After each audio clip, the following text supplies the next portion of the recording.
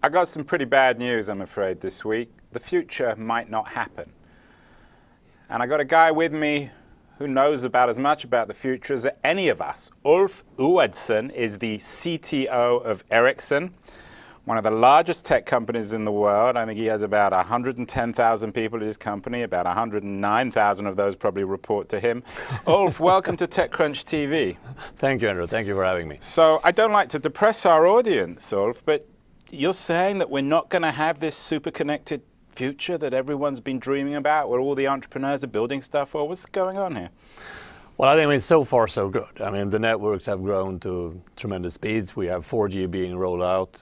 North America is one of the big markets where 4G is really doing well. More than half of all 4G subscribers in the world are here in North America. At the same time, we have cloud development, we have all the opportunities, and we have businesses whose main strategy is becoming mobile. I don't think there is any business where you're so far so good. So what's the problem? Well, the problem is, or the issues might be, that to realize many of these future services, and now I'm going to stretch it a bit, so imagine cars going down a highway in 60 miles an hour, but they're remote controlled. Well, that's not that hard to imagine with what Google's doing. I mean, exactly. That's not the distant future. But would you agree? I mean, remote controlled cars at that speed, I wouldn't do that on 4G. So my argument is that in all the imagination in the Hollywood movies where you have wearing goggles with face recognition, immediate when you turn your head and so forth, the networks that we have today are not built to handle that. So there is going to be a lot of discussions between a lot of the innovation power in terms of the internet community, in terms of companies that would like to make mobile into their strategy, and then the network companies who sits on frequency licenses and who has a lot of the assets in the networks, they would have to agree. So that I see as a big opportunity and also a risk. Well, let me be a bit cheeky here. Are you really saying that we all need to buy more Ericsson equipment? Is that the problem, or is it a political problem? Is it a spectrum issue? What's the real issue here? It's many issues at the same time. I think, Ericsson's role is also very much to advocate and look at possible futures. I mean, but you're a for-profit company, so you sell the equipment to the carriers. There are such tremendous opportunity in terms of growth, and I'm talking about growth for both over-the-top players, for innovators, for companies that would like to benefit from this, is making their strategy. I mean, typically the automotive industry or General Electric, healthcare, education, anyone who is exploring this opportunity of being mobile and doing mobile things together with the carriers can unleash a potential if they could agree on business models and so forth that I think would benefit the growth of the whole country. But this is worrying, Ulf, that we're not ready for the future. I mean, perhaps the future may exist, but we just assume it's just going to magically happen. Is that what you're saying? Well, I think, we've come from a period now where I think a lot of visionaries are out talking about the connected society, or what we call the future society of all things connected and so forth. The Internet of Things. The Internet of Things, the network society, the 50 billion connected devices in 2020, which we came up with in 2009. I think all of that has created an enormous amount of fantasy and exploration of what could that mean and so forth. Even the Hollywood movies now contain those visions as they are real. Right. You would see face recognition, for instance, on people using Google. The technology exists, it's just the network is the problem now. We have come to the notion that one of the key issues of this is really the bottleneck is going to be in the networks and the way the networks are being built. And I think that... But aren't you the guys building the networks? I mean, we are, but I'm talking about the new technology and stretching it a bit, because my point is that when we're looking at 5G, the next G, why would we need another G? I think that another G would be needed because of these shortcomings to realize the future of the network society. So but just as, there's such a thing as Moore's law, isn't there such a thing as the G law, that after 4 comes 5 and after 5 comes 6, and there's always more demanding technology, so we're always going to need more broadband. Is that fair? Right. I mean, when we did first G, we didn't know it was a G. So, and then when there was the digitalization, it was the second G. And then third G was based on bringing data into voice-centric networks, basically. And then 4G is very much about all data-centric. I mean, today in all mobile networks in the world, the average traffic of all the traffic in those, the average on data is 80%. Okay, so but it's totally data-centric. I'm still not clear on who has to solve this problem? Is it a government issue? Is it a large tech company issue? Is it a consumer issue? How does this thing get solved? A little bit all of the above, because we agree on the vision, and then there are a number of issues to be solved going forward. One of them is frequencies. We expect there will be 1,000-fold traffic in the next 10 years, because so far traffic in the mobile networks is doubling every year and keep at that consistent pace.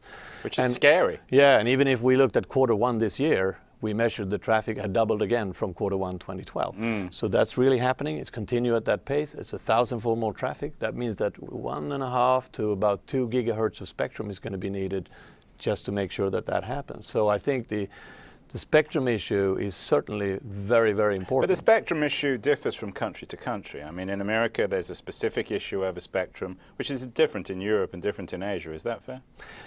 Well, not really. I mean, global alignment on spectrum is very important in order to get scale and get the cost down. If we can get scale and get the cost down enough, that means new services will be realized, because that's how the industry works. The scale is one of the biggest driving forces to realize new opportunities when it comes to the smartphones or connected devices and so forth. So that's very important. That means spectrum alignment. My prediction is that spectrum will be more scarce resource on this planet than oil, which is, I think, tremendous in the long run. Now we're talking about 50 years out maybe, but I think so. So who are the oil sheiks of the future? Because spectrum is owned by government. Yes. So it's the governments will get rich selling the spectrum. Well, even oil is licensed.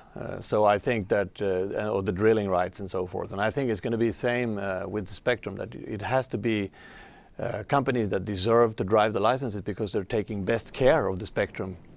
So that's a very important issue. TechCrunch doesn't like bad news or too much bad news. So we've had 70% bad news. Give me some good news. You see the future as well as anyone. You're the plumbers of the internet. You're the ones providing all the hardware to enable our mobile society. What's exciting about the future that's pretty much guaranteed? In your mind, what you're seeing at Ericsson, particularly in terms of your initiatives like Network Society? Well, right. I mean, if you're out here in Silicon Valley or something, one of the big, really good news is that there are so many people out here in the innovative community that are working on solving many of these problems. So I think there is tremendous interest in the mobility as such. I'm meeting a lot of companies that talk about how they want to use the mobile technology to come out to the market in a new way and so forth. So there is a good notion. And by the way, how is Ericsson working with the startup community? I know that Ericsson is becoming more prominent in the US. Are you investing in startups? Are you partnering with them? We are. We have an investment program in startups, particularly in long-term technologies, where we are looking at these technologies will be key to solve some of these problems that we're talking about here. Wow, so you're looking for investments at the moment. Yeah, we are always doing that.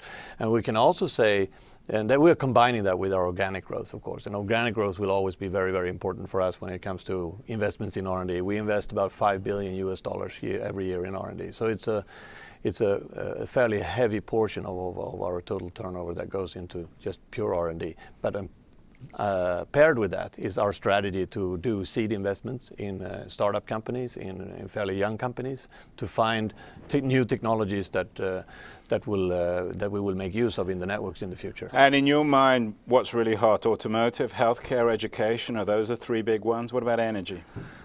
All of those four, I would say, and even more. I think when it comes to, we call these verticals. If you're horizontal, everything is vertical and vice versa. Yeah. But I think that these industries would benefit so much from mobile technology. And not only that, I think society as such will benefit so much. We have to remember that the movement that we're on is also a global movement. We've passed 6.4 billion subscriptions in the world. But of those, how many real people is that? 2, 3? 4.5. So we're at 4.5 billion. We've got what, 7 billion on the planet. Yeah. When are we going to be at 6.5 billion? In the next 5 years. And that changes everything. Yeah, about the next 5 years. But the big thing is mobile broadband. If you then look at mobile broadband, because we're in this big change from voice-centric networks into completely data-centric networks. The traffic is already data-centric to a very, very large degree.